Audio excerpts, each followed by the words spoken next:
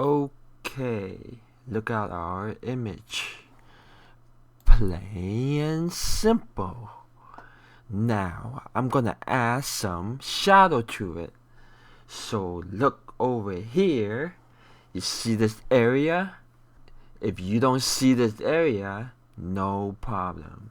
Go to this icon right here. Click on it and it will appear. Now go to the search bar and type in the word drop and then go down to open FX. Alright, you follow so far? Now we have drop shadow. Just click and drag onto your image. Now you notice we now have some shadow. Let's add a little more strength. Look at that. Now it's very noticeable. You can move the angle, whatever you like. Alright, even change the color. Look at that. Now it's look like it's glowing, right? Let's turn it back to shadow, which is just that.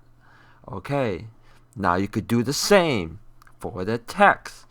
Alright, you click on the text. You know, normally you see this. You enter whatever you want to put.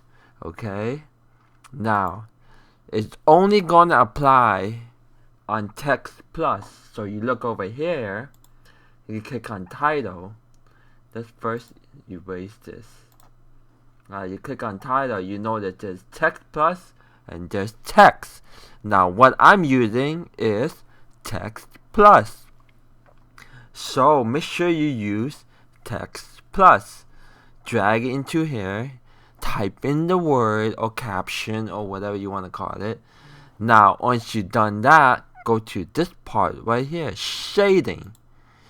Now on shading, go to number 3. You know that it's called black shadow. Click enable. Now look at that. We have some very nice looking shadow. Now our text doesn't look as plain. Okay, and you can mess around with it. Where is it? Alright, here it is. Just go to this part. You could make it stronger or lower, whatever. But you notice you can also, change, add border and so. But anyway, black shadow. That's pretty much it for that part. Now, if you don't want to use this part, there's another layer. Where is it? Actually, you can just create this into compound clips. Okay. Now, this became almost like an image. So you do the same thing. You go over here, you type in the word drop. Okay, and go open that file. You see drop shadow. Just drag it and dump it over here. Now you have a different shade of shadow. See, you notice? This one is pretty like a distant type. Right, you see, you also could move it back and forth. You get the idea. Let's go back.